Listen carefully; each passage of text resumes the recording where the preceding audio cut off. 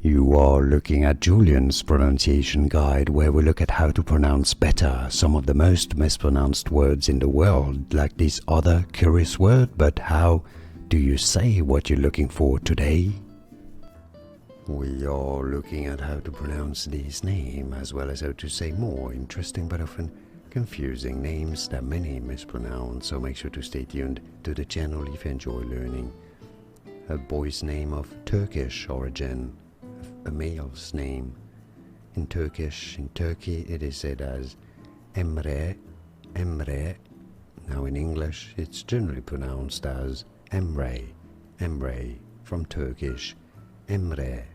And now you know more videos here on how to pronounce more confusing names that many mispronounce. I'll see you there to learn more. Thanks for watching.